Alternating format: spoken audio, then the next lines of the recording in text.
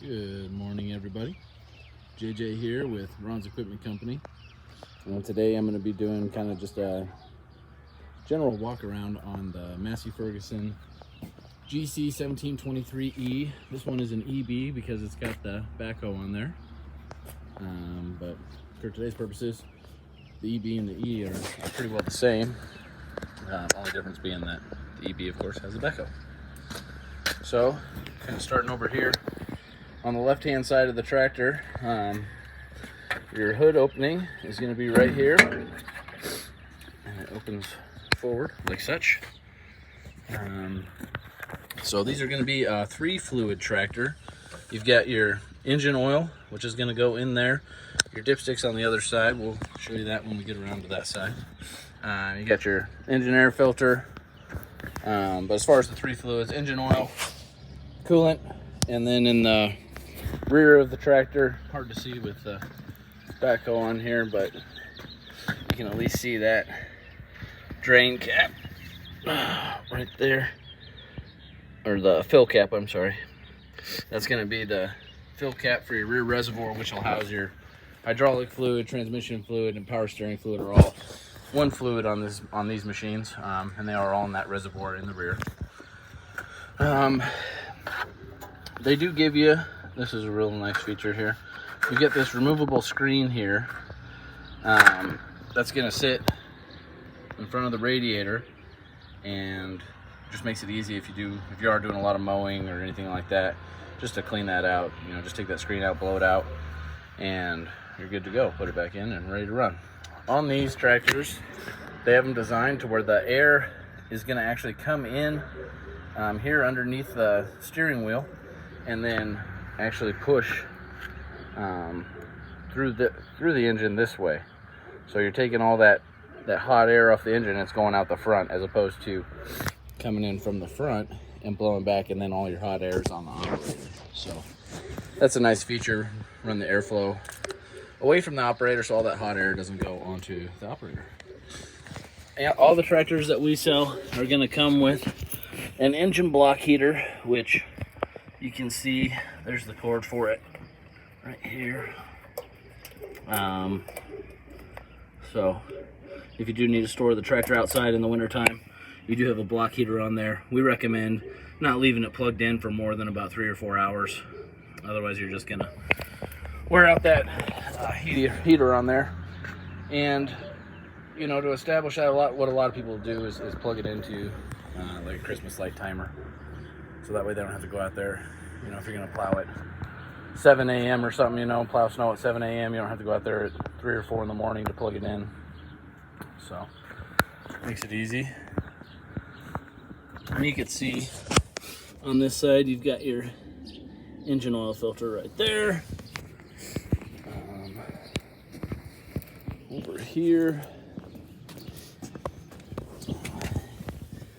you can see, let's see here. Oh, you can get a good picture of everything. Just gonna give you a once over on the engine bay here, so you can see kind of what it looks like.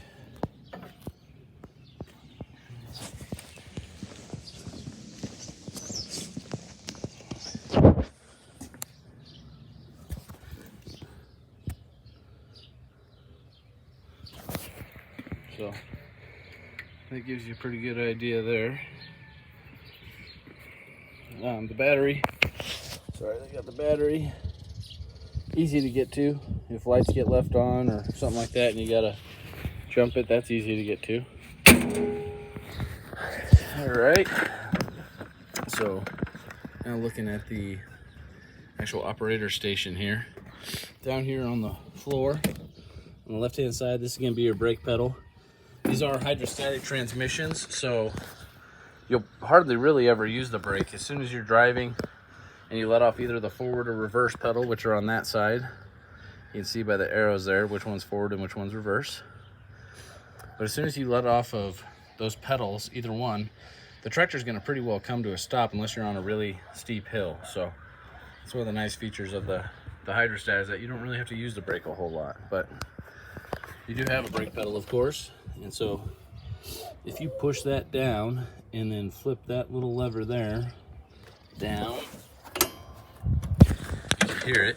It locks that pedal down, and now that is your parking brake. So, and then as soon as you push this, it releases the parking brake. So that's how the parking brake works. This is going to be your rear differential lock. Right here, you push it with your foot, you'll push that forward, and that will lock your rear axle together, because most of the time on pretty much all tractors, you're driving off of primarily one rear wheel. And so if you do get stuck, you know, you'll want to put it into four-wheel drive, which is going to be located right there.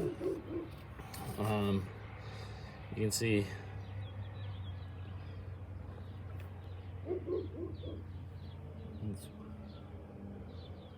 that up is going to be two-wheel drive, and then if you push that lever down, that will actually engage four-wheel drive. For some reason I was thinking that that sticker was upside down when I first was looking at it, but I realized it's made to be seen from the operator's seat, so that actually is correct. Coming back over here on the left-hand side, you've got turn signals, you've got hazards, and then you've got your actual lights. So it's kind of hard to see in the video here. See if I can get a better angle. But there's that little red arrow right there. And so you do have, you know, headlights on, headlights off. So pretty simple. Over here on the right hand side of the steering wheel, you have got both your, sorry, kind of hard to do with one person. You've got your cruise control, which is going to be this lever here. So once you get going, the speed that you want to be going, and your speed is going to be determined by a couple of factors. Number one, you've got your hydrostatic range control over here. So you basically have low and high. This is basically like the gear for your transmission, even though it's not a traditionally geared tractor. You have neutral.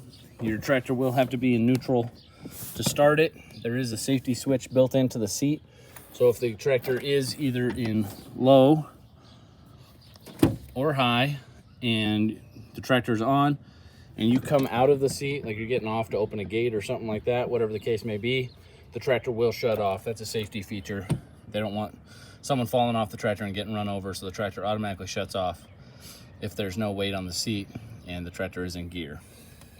You will be in neutral to start it, so make sure you do that. And then, as we're talking about with the cruise control, your speed's determined by a couple factors here. Number one, you know, whether you're in low gear, which is back there with the turtle, or high gear up there with the rabbit. That's going to determine how fast the tractor will go, in combination with your hand throttle, which is over here on the side, this orange lever right here. So as you can see, they've got a little icon for you here on the dash. Further back this way is going to be lower engine RPMs, and then by moving this lever forward, you're increasing the RPMs. And then finally, your speed is determined by how hard you're pressing down on the pedal. So those three factors will determine your speed. Again, just whether you're in low or high, how many engine RPMs you're giving it, and how hard you're pressing on either the forward or reverse pedal. But once you do get going the speed that you want to be going, you'll simply push this button down, and that will engage cruise control, and your tractor will maintain the speed that you have it set at. So, especially handy when you're mowing. When you are mowing, you know, that's one of the most common applications for a tractor this size is mowing your pasture grass and stuff like that. So in order to do so, obviously you'd hook up the mower in the back. These levers over here on the left hand side are going to control your PTO, which stands for power takeoff. And so you can kind of see in the pictures here, they do a good job of telling you kind of what's going on and what handle is controlling what. So in this picture, you can see that the PTO symbol is behind the tractor. That means that this handle is controlling your rear PTO that's on the back. Again, hard to see with the backhoe on there, but you can see that black cover with the 2 bolts going into it. Your PTO shaft is going to be right underneath that. Let's see if I can get my arm down in there. Basically that right there. And you see there's a bolt there, and then there's a bolt down there. This is just a cover so that your PTO shaft doesn't get all dirty and dusty. You take that bolt out, and that cover will just pull off. But that's your rear PTO shaft. That's what you're going to hook your drive shaft up to on your mower. And then this handle here is going to control it. And as you can see in this picture, the PTO is stationary. And in this one, you can see they've got an arrow. It's this, when you move the lever back to here, that means that this particular PTO, the rear one, is engaged. So that's the one that's, I guess not engaged, selected is probably the more correct term. The rear one has now been selected. On these GCs, which stands for Garden Compact, that's the GC1723E, you can see there. They do have a mid-mount PTO, and they're going to show you that here in the picture. The PTO symbol is underneath the tractor, and you can see when it's in the forward position, it is stationary. When you move it back, that means that this particular PTO has been selected. And that PTO shaft is going to be right there. You can see you've got your transmission filter there, but that's your PTO shaft for your mid-mount PTO. Same thing, it's got 2 bolts in there holding that cover on. That one is going to be used for either a belly mower or a front-facing snowblower. You could put a small broom on the front, and then it'll all run off that mid-mount PTO, which again is controlled by this lever, and it shows you the PTO is right underneath the tractor. This means that the PTO is stationary or not selected. This means that when you move it back to this position, that means that it is going to be selected. And the mid-mount runs off 2,000 rotations per minute, 2,000 RPMs, whereas the rear run runs off of 540. And then this inside lever, you can see here, this one is going to actually engage whichever of your PTOs you have selected. Right now, neither of them are selected. If we want to run the mower, boom, put that one back, showing you that that's going to be running once you actually engage it. And then this lever would actually engage it, and you just slide that forward into this position, and they give you that icon showing you that at that point, whichever of these 2 you have selected is going to start running. So that's how you do that. When you do go to turn on your mower, post hole digger, tiller, anything that you're running off the rear PTO, you want to make sure, and I'll turn the tractor on for a second just to show you this part. Hop up in the seat here.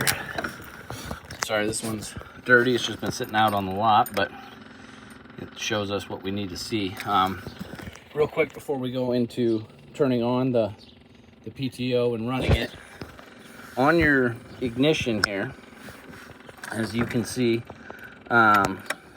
straight up and down is going to be stop, no electric on. So when you're done running the tractor, that's where you want the key. This first one, you can kind of see in that picture there, it's giving you a picture, you know, of a little lightning bolt, which stands for electricity. This means that electric is actually on. You know, it's like the accessory position on your car. Kind of hard to see it here, the sun's so bright this morning, but you can see there's a couple lights on. You basically are giving it electric, but you're not engaging the motor. This next icon you can see here, that's your glow plug indicator. And so when it is really cold out, whether you've plugged it in or not, it's always a good idea to initiate the glow plugs. And as you can see on the dash right there, your glow plug indicator comes on. You do need to hold it in that position right before it starts cranking, and I would hold it there 5 or 10 seconds. That light is not going to automatically turn off. It will stay lit as long as you hold it there.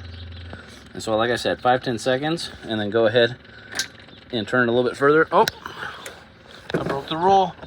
I'm in high gear, so the tractor won't do anything. You have to be in neutral in order to start the tractor. So kind of nice that that actually worked out, so I could show you exactly what it does when you're in gear and try to start it. So again, it's warm out today, so we don't need glow plugs, but if it were cold, turn it, hold it, let that light come on for about 5-10 seconds, and fire it on. And so, as we were talking earlier, you know, this is controlling this orange lever on the side is controlling your engine RPMs. And so when you do go to turn on your mower, you got it all hooked up, you're ready to start mowing, you want this lever to be all the way back this way, all the way down into turtle. At an idle, it's going to idle, what, about 1300, 1350, somewhere in there. RPMs, you can see the needle there on the tack. You know, that's about where we're running. And so then at that point, you know, oh, sorry, bumped that with my knee. You've got your rear PTO selected, and you would just go ahead and put this lever here that actually engages whichever of your PTO levers you have selected. You go ahead and push that forward, and that will start spinning that rear drive shaft. And then once it gets going, then you're going to want to bring your RPMs up to where the needle sits right on that 540 mark. They've marked it on the tack for you so that you know where you're running your engine as far as RPMs, and you're going to get a true 540 rotations per minute out of your rear PTO. So that's right where you want to have your needle when you're mowing. But you don't want to have it revved up all the way to there and then engage your PTO, because you're going to end up breaking a shear bolt. You have shear bolts going through your drive shaft on your mower. And if you just have it going at 540 right out of the gate and engage it, it's just too much torque on that drive shaft, and it's going to break that shear bolt. It's designed to do that. That shear bolt is there so that if you hit a rock or something when you're mowing, you know, that resistance, when the blade hits the rock, it's going to break that shear bolt in the drive shaft so that you don't strip out the gearbox on your mower. You know, it's a lot cheaper to replace a little bolt than it is a gearbox, obviously. And so that's why that is designed that way. So make sure you have your tractor engine RPMs all the way back, and that you're idling right there about 1300, 1350, and then engage your lever that actually engages the PTO. And then once it's spin, you know, for a little bit, maybe 5 seconds or so, 10 seconds, then you can bring your RPMs up to where your needle is matched with that 540 on the tack, and then at that point you're ready to start mowing. You know, a lot of times in mowing you're probably going to be in high gear, and you'll push the forward pedal right here, and then once you get going the speed that you want to be going, push that button down, and you'll be able to maintain that speed without having to have your foot on the pedal, and you can just mow. So, and then whenever you want to take the cruise control off, you simply either push either one of the pedals will disengage it, or you can push the brake. So that's how that works. We'll shut that off so it's a little easier for me to talk to you guys. You can hear me a little bit better. Now going back, this knob here, this is going to control if you did have a belly mower on there.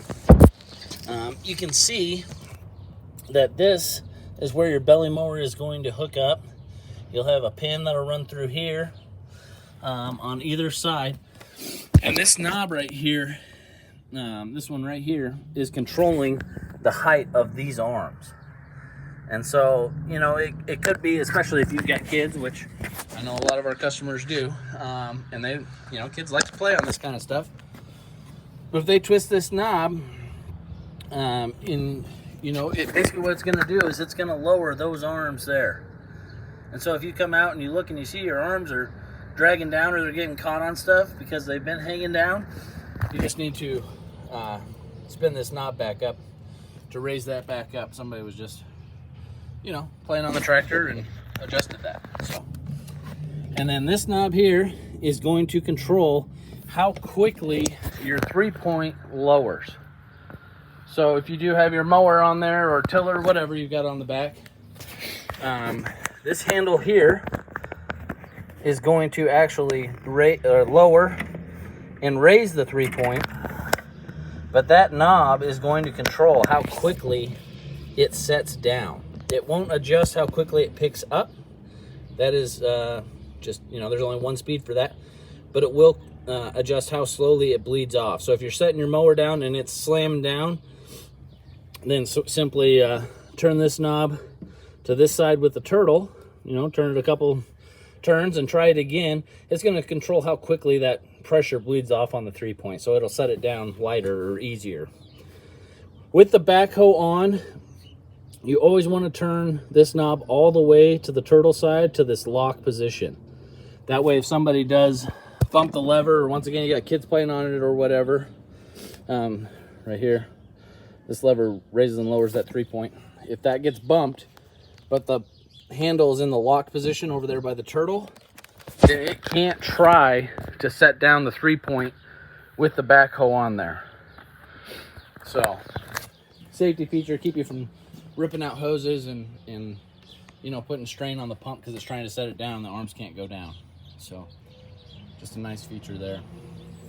There is a separate video where we talk about the backhoe and everything, and we show you how the seat turns around, so please refer to that video. It's hard to do with me holding one hand, holding the tablet and, you know, trying to work the seat with the other hand. So on the front, all these new Massey's are going to be skid steer quick attach, universal skid steer quick attach on the loader. And so basically you just, it's kind of hard to see here. Let's see, you can kind of see it here. So basically this, you're gonna slide it forward, lift it up. All right, I'm trying to look in the camera and do it at the same time. Doesn't work real well, but basically, I mean, it's hard to get a good shot of it. You'll be able to see it on yours. There's a little nipple. There's a little nipple right there, that little black cutout right there, and that's what you're bringing the handle. It's coming this way and then up, and there's a little hole in the handle that is going to sit in that nipple, and you'll do that on either side. Let's see if I can show you the nipple a little bit better on this side. Yeah, you can see it right there, and you see that little notch out of the handle. So just like that, and then at that point you can take the bucket off. What those handles are doing is you've got this pin right here that's attached to the handle, and that runs down through that hole in the bottom of the bucket or your pallet forks or whatever attachment you're using. And so basically by lifting those handles up, we just pulled that pin out of the bottom, and now you can easily disconnect from your bucket and hook up to whatever other attachment you're putting on the front. And then once you get hooked up to that, you can just set those handles back down. You're locked back in and ready to use whatever attachment you just put on there. Over on this side of the tractor, I get some questions about this. This right here is going to be a joystick lock. So if you do have, you know, your kids or grandkids over and they want to drive the tractor around, but you don't want them to be able to raise and lower the loader or anything like that, two options there. Number one, you can take the loader off. We have a separate video showing you how to do that. So check that out. But the other option is just locking the loader. So you'll pull this pin up, push it over to the side like that. At that point, your loader joystick is locked and they won't be able to affect the loader. And you just flip it back down to make your loader joystick unlocked, and you can go about using it again. You do get a little cubby hole here on the side. You You can put, you know, some gloves or whatever in there. It is diesel fuel that's going to go in right here. So that's handy. Your owner's manuals are going to be in this pouch on the back of the seat. You'll have an owner's manual for the loader, one for the tractor, and in this case, one for the backhoe. If you do buy a mower or a tiller or something like that, post hole digger, any of those attachments, your owner's manual for those will be in a tube on the attachment itself, which I can show you right here because we got a mower sitting right here. See this black tube right here on the side? We put the owner's manuals in there, that way they can't get wet, and they're with the attachment, so it makes it easier to keep track of them and not lose them.